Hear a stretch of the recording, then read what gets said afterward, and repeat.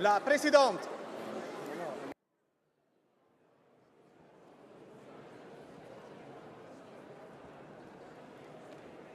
Good afternoon, dear colleagues. Can I ask you to take your seats, please? Let's start this part session.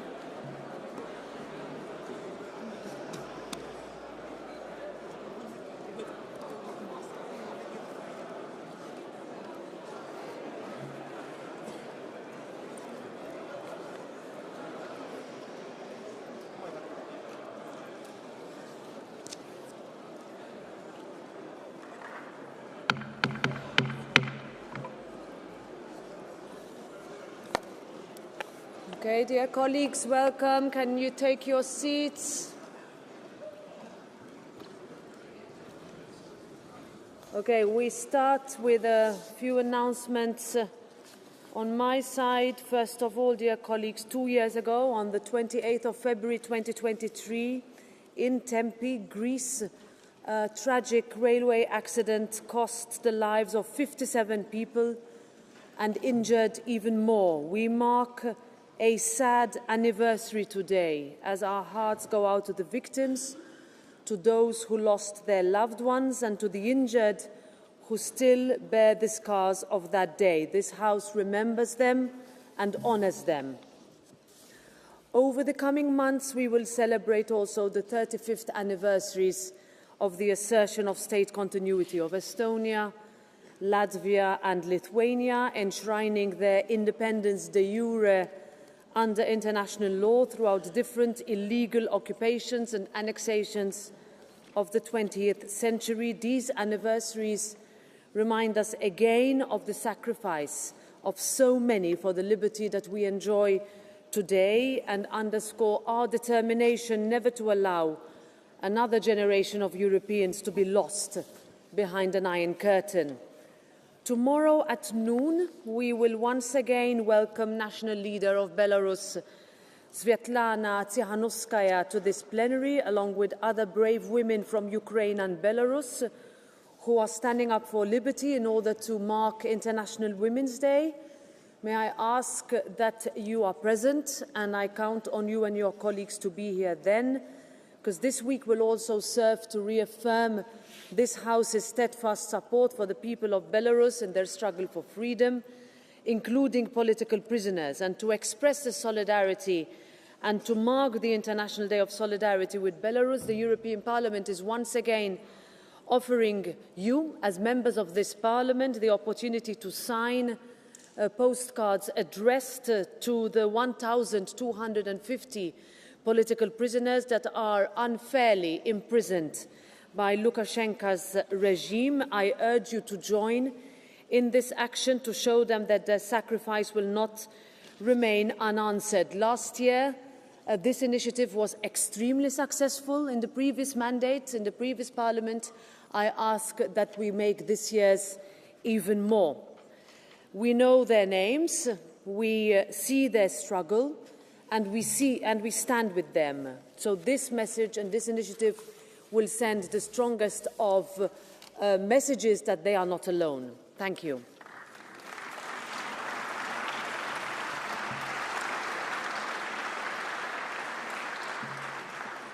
Now, dear colleagues, the session which was adjourned on the 13th of February 2025 is reopened. We have the minutes of the sitting adopted of 13th February 25. They are available, and therefore, are there any comments? If not, the minutes will be deemed approved.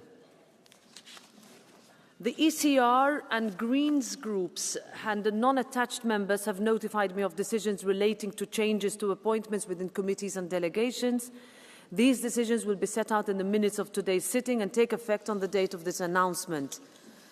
The LIBE and ENVI committees have transmitted corrigenda to texts adopted by the Parliament. Pursuant to Rule 251, these corrigenda will be deemed approved unless no longer than 24 hours after their announcement.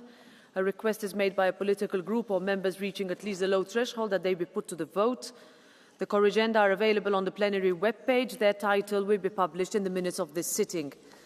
I'd like to also announce that pursuant to Rule 47.2 of our Rules of Procedure, I have declared admissible two proposals for a Union Act, one on employment protection for the activities of police officers, military personnel, prison officers and customs and border officials, classifying them as high-risk occupations in the EU. The proposal is referred to the Committee on Employment and Social Affairs, and another one on the need to extend the period for implementation of the Recovery and Resilience Facility.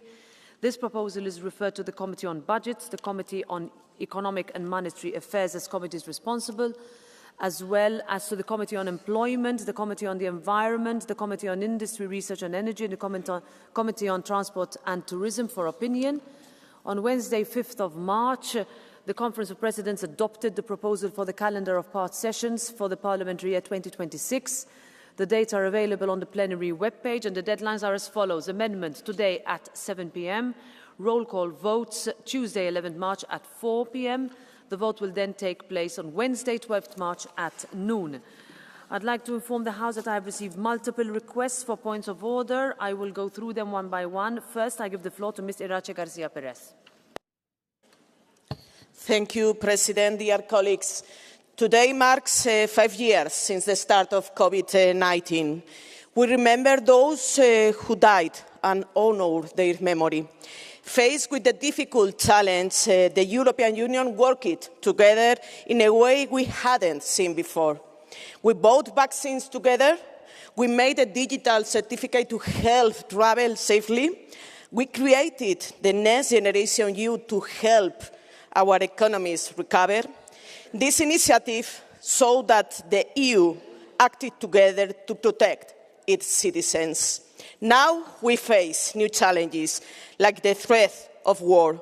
Let us not forget how we handled the COVID-19. We need to be bold and stay united. By learning from that time, we can build a more resilient and cohesive Europe. This helps us face any future crisis with determination and unity. Thank you. Thank you, Ms. Garcia Perez. I give the floor next to Ms. Zeliana Zovko. Right, thank you. Madam President, dear colleagues, I would like to draw your attention.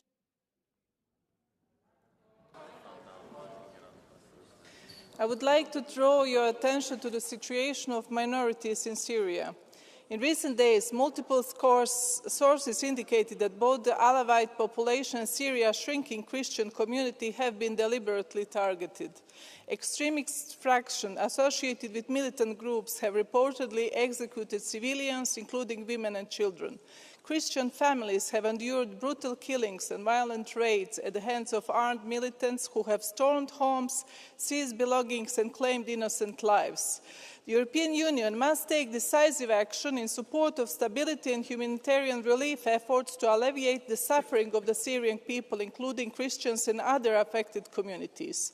Christianity in Syria and in some other parts of the Middle East, North of Africa region is at critical crossroads. It will either endure or it will vanish, leaving behind a profound religious, ethnic and cultural void. Europe must not remain indifferent to this existential threat. An External Action Service, with its press release, it's shameful that they did not take this into account. Thank you. Okay, thank you, Ms. Zovko. Now I give the floor to Ms. Aphrodite Latinopoulou. Κυρία Πρόεδρε, ευχαριστώ. Τοποθετούμε επί της εφαρμογής του κανονισμού βάσει των άρθρων 10 και 164. Μετά την τελευταία διάσκεψη των Προέδρων που υιοθέτησε την ημερήσια διάταξη, ο Ευρωβουλευτής του ECR, ο κύριος Φράγκος, με επίσημη ανακοίνωσή του και με το λογότυπο του ECR πάνω της, διέσπηρε fake news στους Έλληνες πολίτες πως η συγκεκριμένη Ολομέλεια είναι αρμόδια να διερευνήσει το σιδηροδρομικό δυστύχημα των τεμπών, διαβάλλοντας τόσο τους πατριώτες όσο και εμένα προσωπικά ότι δήθεν εμποδίσαμε την έρευνα του εγκλήματος. Όλοι γνωρίζουμε, αγαπητοί συνάδελφοι, πως αυτό είναι μια χυδαία συκοφαντία κατά όλων μας. Είμαι σίγουρη πως το ECR θα καταδικάσει τα ψέματα του κυρίου Φράγκου, ο οποίος όχι μόνο προσπάθησε να εξαπατήσει τους Έλληνες με μόνο σκοπό να διασύρει την πατρίδα του, αλλά και να πατήσει πάνω σε νεκρούς πηγαίνοντας χέρι-χέρι με τους αριστερούς. Κύριε Φράγκο, να χαίρεστε τον πατριωτισμό σας. Εσκεμμένα συκοφαντήσατε τους θεσμούς που υποτίθεται πως υπηρετείτε. Και αγαπητό ECR, να χαίρεστε το μέλος σας που ακόμα κρύβεται αντί να ζητήσει συγγνώμη. Σε αυτή την ολομέλεια, οι σοβαροί πατριώτες έχουμε ιερό χρέος να προστατεύουμε τόσο τους θεσμούς όσο και τις πατρίδες μας. Ευρωβουλευτές και συμπεριφορές τύπου Φράγκου δεν είναι ανεκτές. I give the floor next to Ms. Kunke.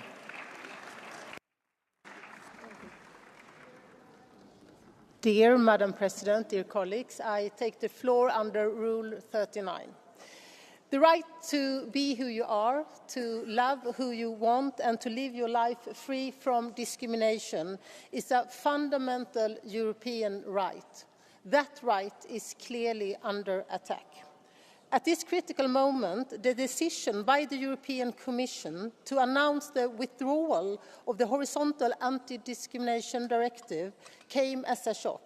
It also represents a betrayal of all the EU citizens who are currently lacking protection against discrimination. It is time for the EU to show global leadership against discrimination, not to back down. As the European Parliament's rapporteur for this directive, I strongly condemn this decision and I urge the European Commission to immediately reconsider it. Thank you. Thank you very much, Ms. Kunke. Now I give the floor to Mr. De Masi. Frau Präsidentin, herzlichen Dank. Ich beziehe mich auf Artikel 167 der Geschäftsordnung für Angelegenheiten von besonderem Interesse. Eine Kollegin hat es bereits angesprochen. Wir sind Zeuge von schlimmsten Gräueltaten in Syrien gegen die alevitische Minderheit geworden in den letzten Tagen. Und der European External Action Service hat ein wirklich groteskes Pressestatement herausgegeben, in dem er die Verantwortung für diese Gräueltaten im Prinzip implizit Pro-Assad-Kräften zugesprochen hat. Und man muss nun wirklich kein Freund des Assad-Regimes sein, um zu erkennen, dass das wirklich groteske Fake News waren. Und ich finde, es muss ein deutliches Signal von diesem Parlament ausgehen, dass wir so etwas nicht dulden hier in diesen heiligen Hallen. Vielen Dank. Thank you. Thank you, Mr. De Masi. Now, Ms. Boylan. Thank you, Madam President. I wish to raise a point of order relating to the agenda item on the deteriorating situation in Gaza. On February 24th, the official mission of this Parliament's Delegation for Relations with Palestine, of which I am the chair, was supposed to take place. Instead, myself, Rima Hassan MEP, and two officials of this Parliament were detained by the Israeli authorities and subsequently deported. While detained by the Israeli authorities, our electronic devices held by members and staff of the delegation were confiscated for over 90 minutes. Our passports, including an Irish diplomatic passport, was confiscated and were not returned to us until we arrived back in Brussels. This all took place on the same day that the EU-Israel Association Council was taking place, and EU leaders were committing themselves to continue business as usual with Israel, while the Israeli authorities were not allowing us as elected officials to do our jobs. So I ask you, Madam President, that you address this matter urgently. Thank you. I will. Now, finally, the floor goes to Mr. Mavridis. Madam President, I will be quite short because the subject has already been mentioned by some of my colleagues. It's with regards to the situation in Syria. Based on reports by agencies that were our sources of information during the Assad regime, hundreds of people have been murdered in their homes, thousands were tortured and kidnapped, including kids and women and men, and much more were expelled by the new jihadist regime simply because the victims are Alwadis, Druze or Christians. For this reason, I will kindly ask the following. Let's show our conscience by observing 1 minute silence. Yeah, thank you very much. Let's see how we take it. We have also a debate on this matter where I ask all the members to speak also during that debate. Let's come to the order of business. The final draft agenda as adopted by the COP on the 6th of March pursuant to Rule 163 has been distributed. In accordance with Rule 9.9, the following report is added to the final draft agenda for a vote on Tuesday. Report by Mr. Dainius Zalimas on the request for the waiver of the immunity of Adam Bielan. With the agreement of the political groups, I also wish to put to the House the following proposal for changes to the final draft agenda for Tuesday. The order of debates in the afternoon will change as follows.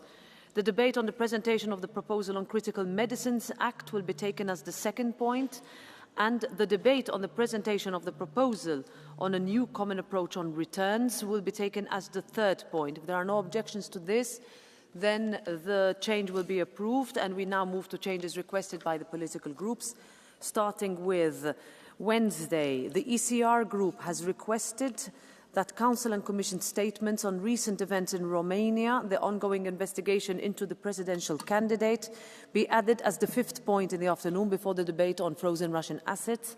As a consequence, the sitting would be extended to 11. I give the floor to Mr. Gheorghe Piperea to move the request on behalf of the ECR. În decurs de 3 luni, România a reușit recordul de a interzice 2 candidați, de a anula o rundă de alegeri și de a aresta un candidat fără probe.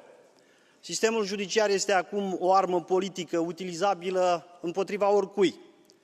Ambii competitori care au câștigat turul 1 al alegerilor din 24 noiembrie 2024, ambii, inclusiv Lasconi, și cărora li s-a refuzat turul 2, consideră că anularea alegerilor și interzicerea unor candidați sunt ilegitime.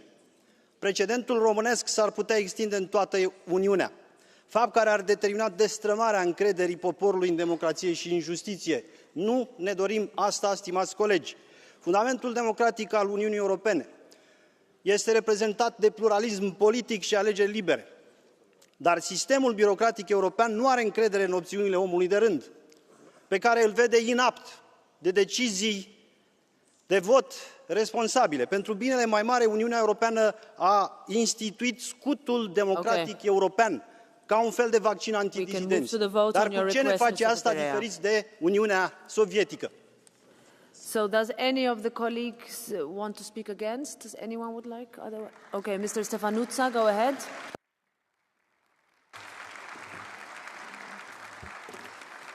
Madam President, based on the rule of law and based on democracy, having such a debate would undermine the very principle of legality in the middle of an ongoing election. Let me tell you something. The proponent that came with this proposal tonight, his party leader yesterday incited for skinning alive of those who made this, who he considers responsible for this. And this in the middle of riots that were violent. Enough with the violence. He said it was a metaphor. Well, a metaphor is what Shakespeare said, that the world is a stage. A metaphor is not when you say skinning people alive, when you put women down, when you put minorities down, when you go against the constitutional base of the country, when you say that ethnicities are less than people. So enough with the hate. Let's not export the hate. Romanians deserve a European, modern, democratic life. Thank you. So we will put the request of the ECR group to a vote by roll call, and the vote is open.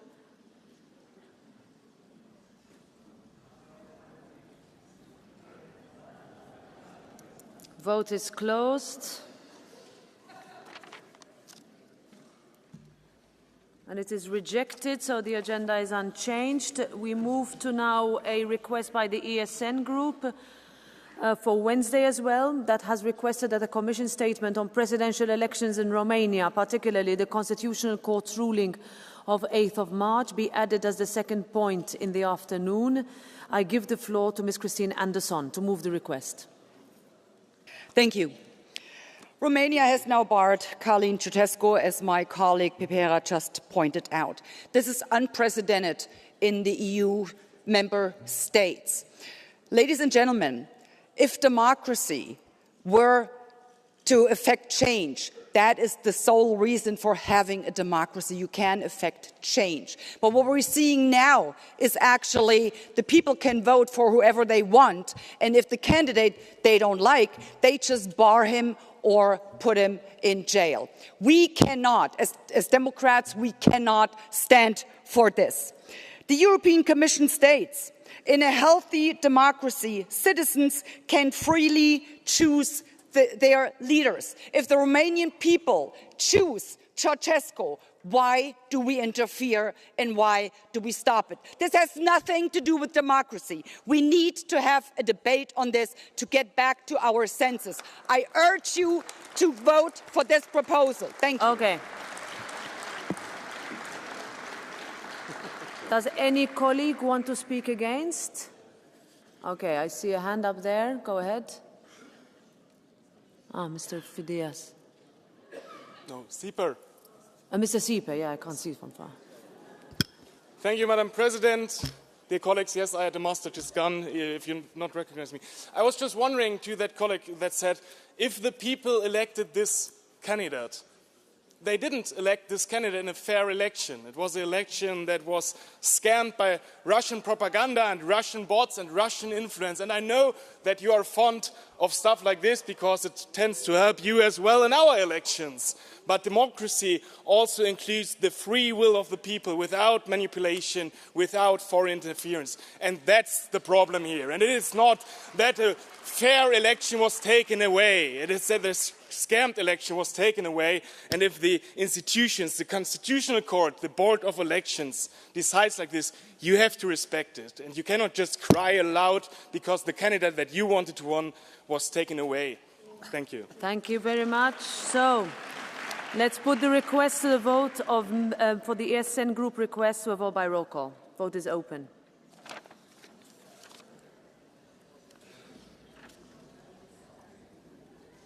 Vote is closed. And it is rejected. So the agenda remains unchanged. Now, final request by the Greens group that for Wednesday has requested a Commission statement on secessionists' threats in Bosnia and Herzegovina and the recent escalation to be added as the last point in the afternoon. As a consequence, the sitting would be extended to 11 p.m. I give the floor to Ms. Tineka Strick to move this request on behalf of the Green Group. Dear Chair, colleagues, amidst all major recent geopolitical developments and our discussions about increasing European security, we must make sure to pay attention to the developments in Bosnia. In recent weeks, the situation became extremely explosive after the President of Republika Srpska, Milorad Dodik, took further illegal steps towards judicial succession from the state of Bosnia and Herzegovina in response to his conviction by the Bosnian Constitutional Court for undermining the Dayton Peace Accords. And as Putin's puppets in the Balkans, Dodik may do anything the Kremlin tells him, including waging war. So this escalation requires a rapid and strong EU response, as we are not secure without a secure Bosnia. So the Greens IFA group therefore proposes the debate with the title Commission Statement on Secessionist Threats in Bosnia and Herzegovina and the recent escalation without resolution, and we would like to extend the meeting on Wednesday then to 11 p.m. All right, thank you. So I give the floor to colleagues who want to speak against. Ms. Zovko.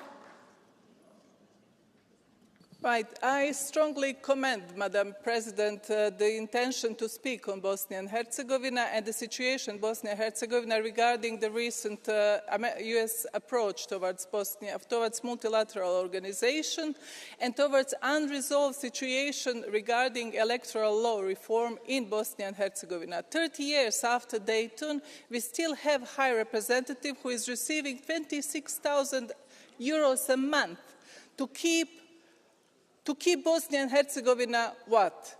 In disarray?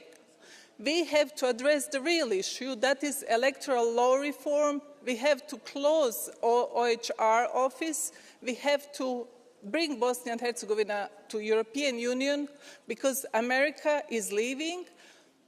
OHR office is staying only with Christian Schmidt, and Peace Implementation Council is highly influenced by Turkey and Russia. this is something that we cannot neglect in this debate. I will join the debate. I'm not speaking against the debate, but this debate should be extended and the title to urgent need to change electoral law reform in Bosnia and Herzegovina and end with international presence. Thank you. Okay, thank you. There is an issue with the timing here because with the deadlines as we have, the title cannot be changed, but so we vote on the Greens' request. So we put the request to a vote by show of hands. Who is in favor? Who is against? Who abstains? Okay, it is approved and therefore we will have the debate. That means that the agenda is adopted and the order of business is thus established.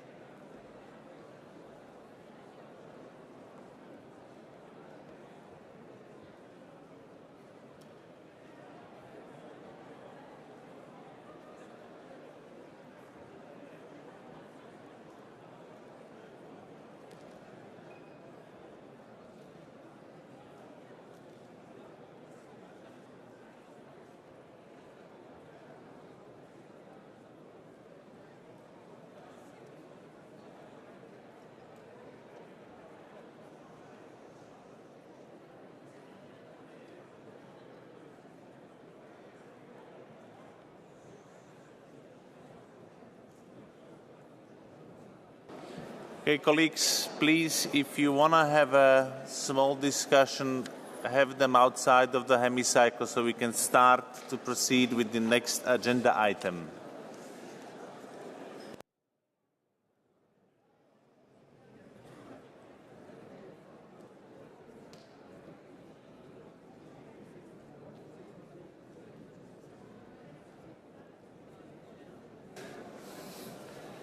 Ďakujem. Ďalším, colleagues, please, if you want to talk, can you please do it outside of the hemicycle, but even better would be if you stay for the next debate, because indeed it's an important one.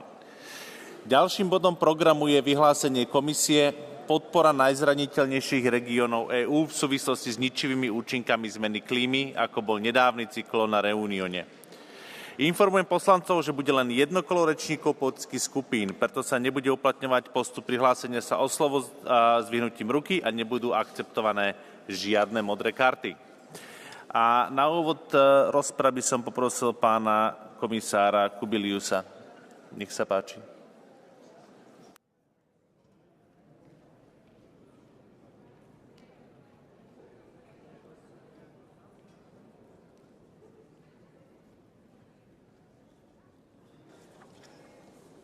Honourable Chair, honourable members, in recent weeks, many communities have faced hardship caused by the devastating effects of climate change.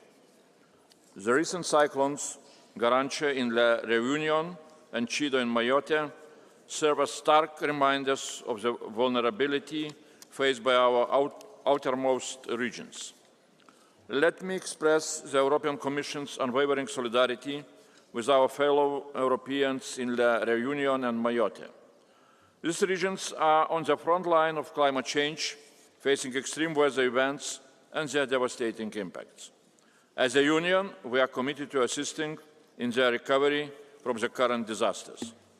At the same time, we stand ready to support them in building resilience, improving preparedness and adapting. In immediate terms, the European Union can offer support upon request from the French authorities.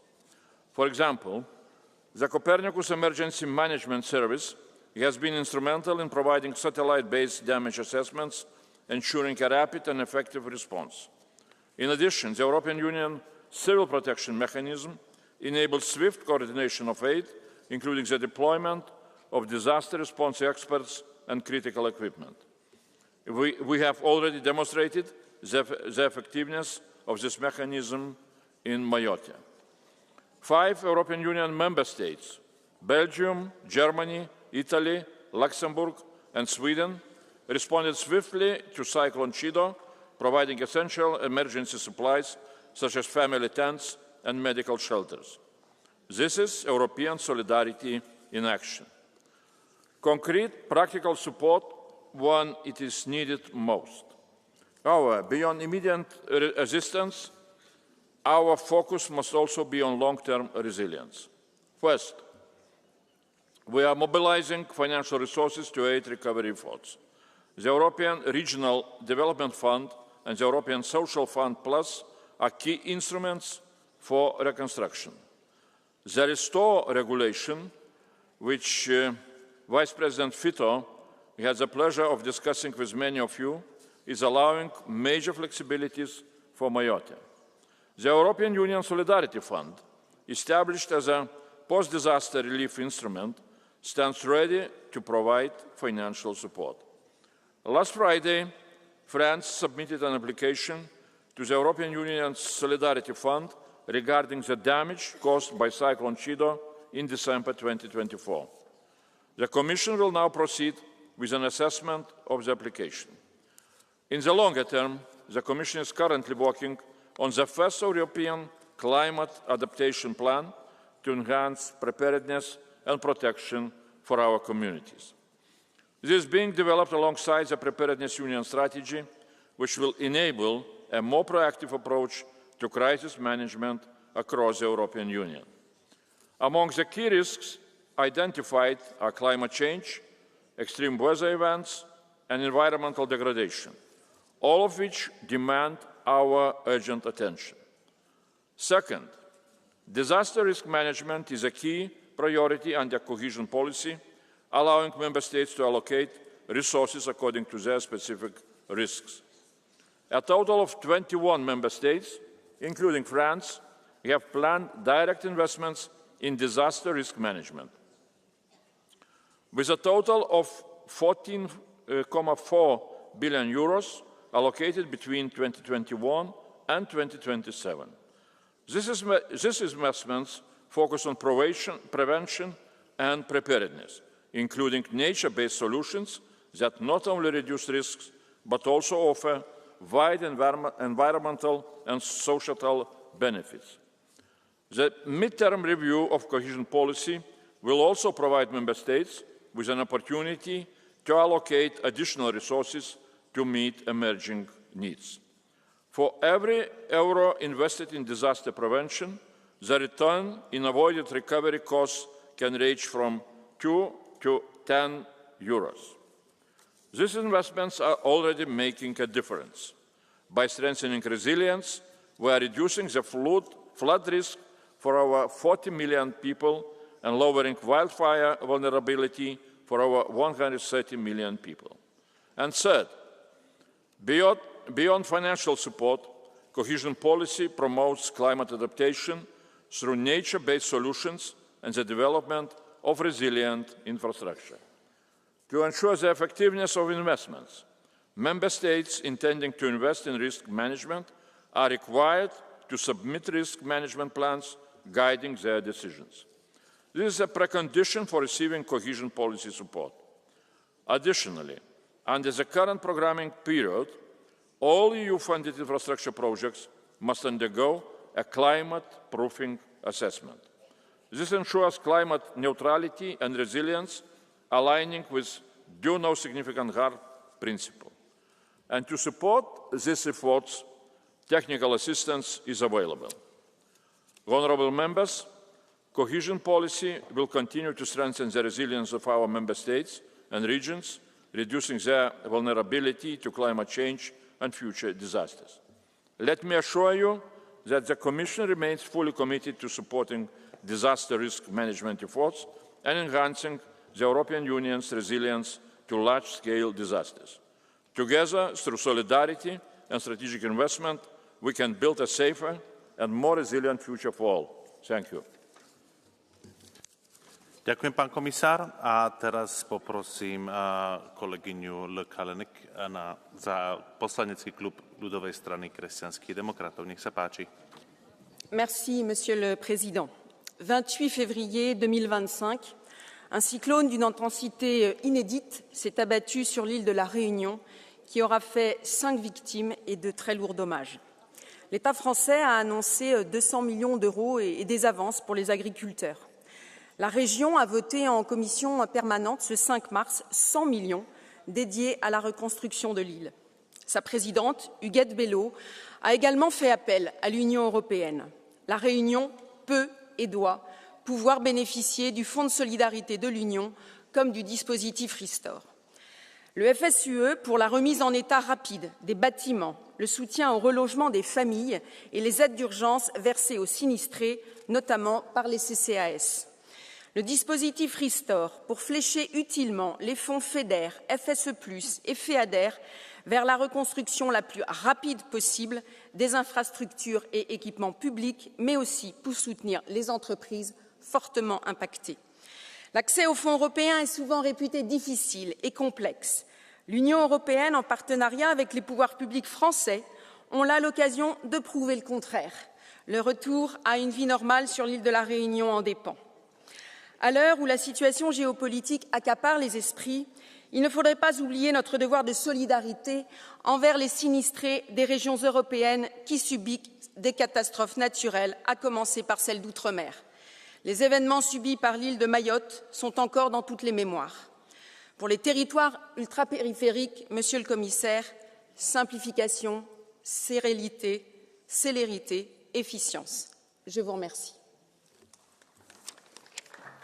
Ďakujem pekne a teraz poprosím kolegyňu Mebarek ze skupiny Progresívnej aliancie socialistov a demokratov v Európskom parlamente. S'il vous plaît. Merci, Monsieur le Président, Monsieur le Commissaire. Le dérèglement climatique frappe encore et toujours plus fort. La Réunion vient d'en faire l'amère expérience après le passage dévastateur du cyclone Garance.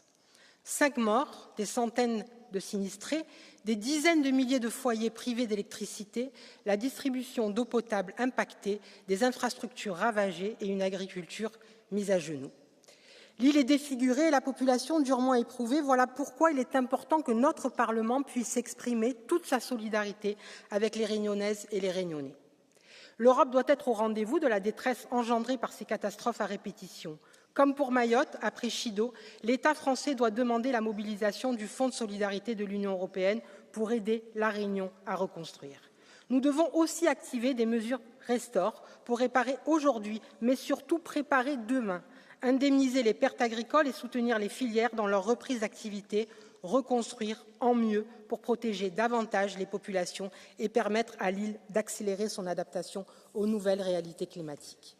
Mais au-delà de l'urgence immédiate, cette catastrophe nous rappelle une fois de plus l'impératif d'une politique européenne plus ambitieuse pour nos régions ultrapériphériques, qui sont en première ligne face au dérèglement climatique. Nous devons renforcer nos capacités d'anticipation, d'adaptation, de reconstruction en investissant durablement dans des infrastructures résilientes, des dispositifs d'alerte plus performants et des mécanismes de soutien plus réactifs. Face à ce drame, la solidarité européenne ne doit pas être un vœu pieux, mais une réponse concrète. Aux Réunionnaises et aux Réunionnais, nous ne devons pas offrir notre seule compassion, mais l'assurance que l'Union ne laissera pas tomber nos régions ultrapériphériques et l'île de la Réunion. Je vous remercie. Ďakujem pekne. A teraz poprosím kolegyňu Braziekla za skupinu Patrioti pre Európu. Nech sa páči.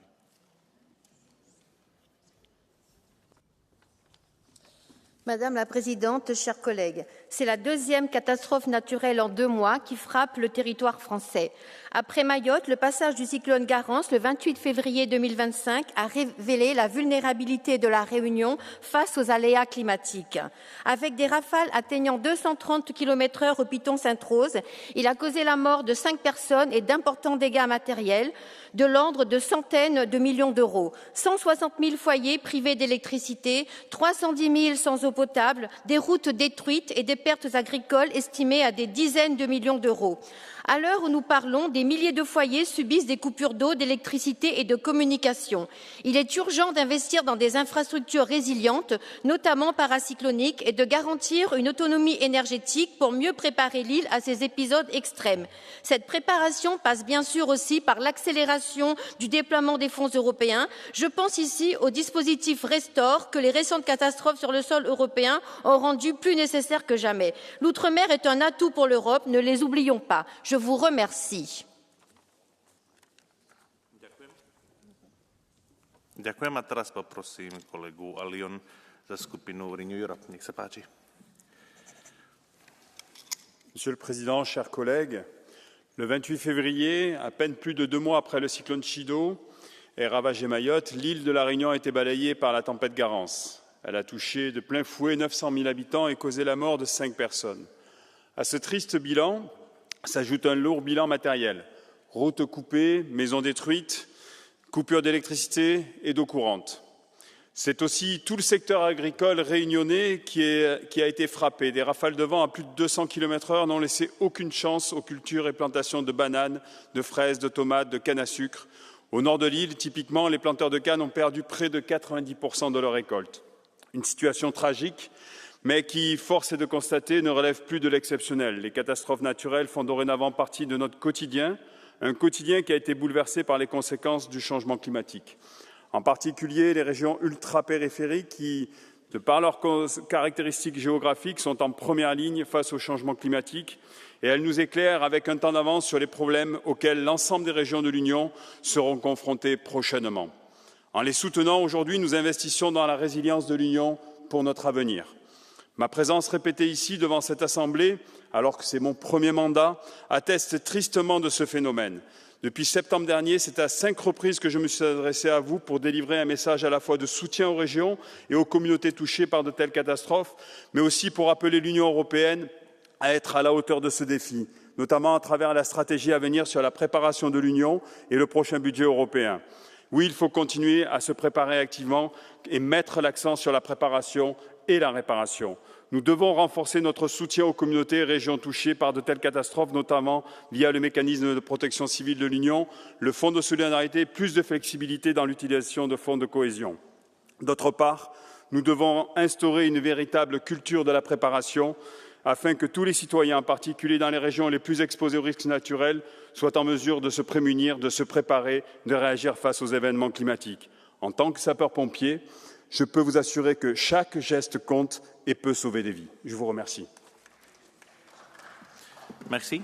A teraz poprosím kolegyňu Tusan za skupinu Zelených, Európska slobodná aliancia. S'il vous plaît, Marie. Voilà à nouveau la Réunion frappée par un cyclone d'une intensité sans précédent. L'an dernier, Bellal avait déjà provoqué de graves dégâts, mais Barents est pire encore. Après Chido à Mayotte, voilà un nouvel épisode climatique qui défie les habitudes dans l'océan Indien. Quand comprendrons-nous que nous devons accélérer plutôt que mettre en pause la lutte contre le dérèglement climatique? Le peuple réunionnais a perdu 5 des siens. Des milliers de foyers ont perdu l'accès à l'électricité et à l'eau. Les paysans perdent à nouveau leur récolte, des chouchous à la canne, et à Saint-Benoît, l'une des villes les plus pauvres de l'île, des centaines de familles vivent encore en centre d'hébergement. La France a déclaré l'état de calamité naturelle. Elle doit aussi déclarer le blocage des prix et l'Europe doit prêter main forte. Nous devons aussi impérativement développer une culture du risque. D'abord, dans l'aménagement du territoire. Il faut cesser de construire en zone inondable et dans les ravines, tenir compte des conclusions des scientifiques et investir l'argent public dans la protection des populations et de la nature plutôt que dans des nouveaux projets routiers inutiles. Ensuite, dans la solidarité. parce que les plus vulnérables sont toujours en première ligne. Alors plaçons-les au cœur de la future stratégie européenne d'adaptation au dérèglement climatique. Chers collègues, ne faisons pas de la Réunion un nouveau symbole de notre inaction, mais au contraire, plaçons-le au cœur de toutes nos actions. Ďakujem. A teraz poprosím viceprezidenta Omarjeeho, nech sa páči, za skupinu Lavice v Európskom parlamente. Merci beaucoup, Monsieur le Président. Permettez-moi tout d'abord, en tant que réunionnais, de remercier l'ensemble des groupes politiques pour ce débat qui dit la solidarité du Parlement européen avec les Réunionnais et les Réunionnaises éprouvés par les dégâts immenses du cyclone Garance. Et mes pensées vont avant tout, ce soir, vers les victimes, vers les familles endeuillées, ainsi vers celles et tous et ceux qui ont tout perdu. De cette tribune, je veux leur dire que nous sommes à leur côté et que tous les moyens de solidarité de l'Union européenne sont immédiatement disponibles, comme vous l'avez dit, Monsieur le Commissaire, et je veux saluer la décision de la présidente du Conseil régional de la Réunion, Huguette Bello, d'activer le fonds Restore que j'ai eu l'honneur de défendre ici devant ce Parlement en tant que rapporteur et qui va permettre de mobiliser immédiatement 100 millions d'euros pour venir en aide aux familles qui ont perdu leur maison, pour réparer les routes détruites, pour pouvoir réparer les infrastructures endommagées, et puis aussi les modifications que nous avons apportées au FEADER, qui va permettre de venir immédiatement en aide aux agriculteurs en leur attribuant 40 000 euros par exploitation agricole sinistrée. Pour conclure, Monsieur le Président, je veux dire que ces catastrophes naturelles nous rappellent le devoir que nous avons à continuer à agir contre le réchauffement planétaire et que nous devons placer les îles particulièrement fragiles au cœur de la politique d'adaptation au réchauffement climatique. Je veux terminer en disant aux Réunionnaises et aux Réunionnais que je salue leur courage et leur résilience. Ils se tiennent debout et c'est ainsi qu'ils pourront se relever. Merci beaucoup. Ďakujem. A teraz poprosím kolegyňu Bosdorf za skupinu Európa suverénnych národov. Nech sa páči. Traumhafte Strände, tropisches Klima, Vulkanlandschaften, schwungvolle Musik, kreolische Tänze, herrliches Essen. Wer möchte nicht Urlaub auf den Vanilleinseln machen? Eine davon ist die Insel La Réunion. Sie liegt im Indischen Ozean und ist eine französische Enklave. Atemberaubend sei ein Urlaub dort, so wirbt die Insel auf ihrer Webseite, aber auch das wird dort vermeldet. Die Insel wird von Zyklonen geprägt. Faszinierend und gefürchtet seien diese, aber eben auch nicht selten. Und deshalb werden die Verhaltensregeln beim Auftreten von Zyklonen abgestuft in 5 Eskalationsstufen von Gelb bis Blau gleich mitgeliefert auf dieser Seite. Just ein solcher Zyklon suchte die Insel in der vergangenen Woche heim. Windgeschwindigkeiten von über 200 Stundenkilometern sorgten für Überschwemmungen, Strom- und Wasserausfälle und tatsächlich sind leider auch 5 Todesopfer zu beklagen. Doch was macht die EU daraus? Statt unbürokratisch zu helfen, so wie es Frankreich sofort getan hat, beeilt sich die EU erst einmal, einen Zusammenhang zwischen diesem Wetterereignis und einem menschengemachten Klimawandel herzustellen. Statt einfach hinzunehmen, dass Zyklone die Insel schon immer geprägt haben, hören wir die ewig gleiche Leier vom menschengemachten Klimawandel. Klima ändert sich stets. Niemand von uns kann genau sagen oder gar ausrechnen, wie groß unser Einfluss darauf ist. Niemand von uns kann die Frage beantworten, ob wir mit unseren Maßnahmen zum vermeintlichen Klimaschutz unserer Umwelt, unserem Wetter, unserer Heimat nicht sogar Schaden zufügen. Schaden werden wir aber auf jeden Fall nehmen, wenn wir es zulassen, dass demokratisch gewählte Ministerpräsidenten wie Calin Georgescu in Rumänien ihr Amt nicht antreten dürfen und sogar von der Wiederholungswahl ausgeschlossen werden.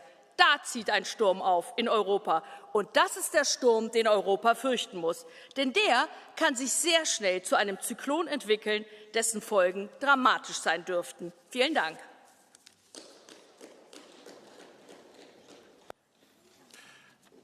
Ďakujeme. Teraz poprosím pána komisára Kubiliusa za komisiu. Nech sa páči.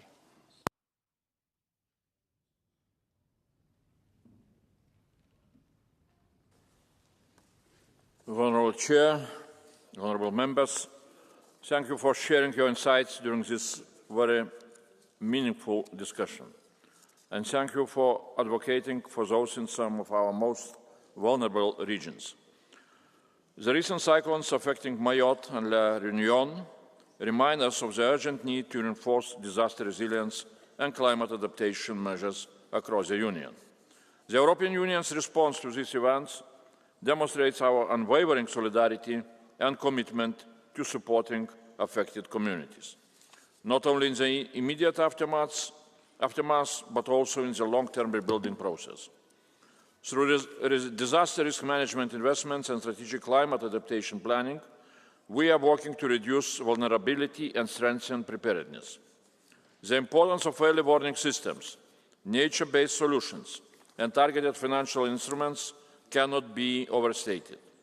They are essential components of a comprehensive approach to disaster resilience, ensuring that regions can withstand future challenges.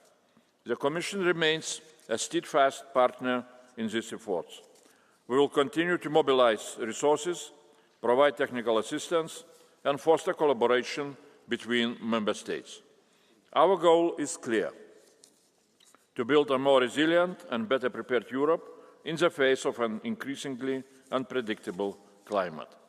As always, we count on the cooperation and support of the Parliament as we strive to achieve this goal. Let us work together to protect our people, our communities, and our shared future. Thank you very much. Ďakujem, pán komisár. A rozprava k tomuto bodu sa týmto skončila. A ja pozerám, či nám príde už pani komisárka Albuquerque, ktorá má za komisiu uviesť ďalší bod. A ak nie, tak budeme musieť na chvíľu rokovanie prerušiť. Takže ospravedlňujem sa, musíme na pár minút rokovanie prerušiť, a pokiaľ sa nedostaví niekto za komisiu. Takže poprosím o trochu strpenia.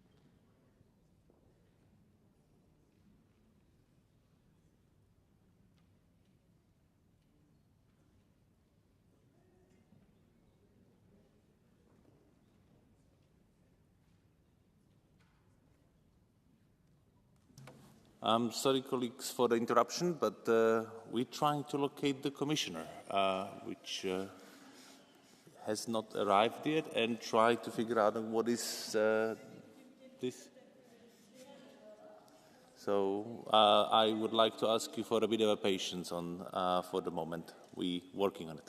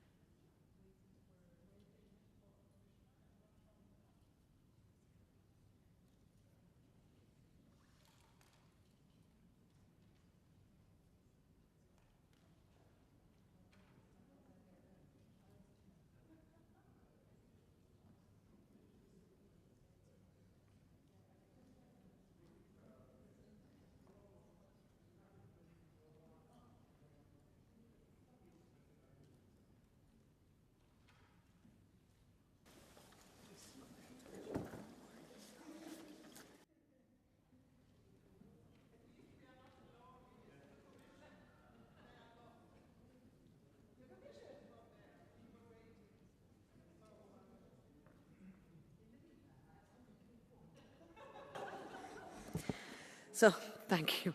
I have received requests from the competent authorities in Belgium for the parliamentary immunity of Elisabetta Gualmini and Alessandra Moretti to be waived, and also former member Helmut Goiking has submitted a request for defense of his parliamentary immunity in the context of legal proceedings in Germany. These requests are all referred to the Committee on Legal Affairs.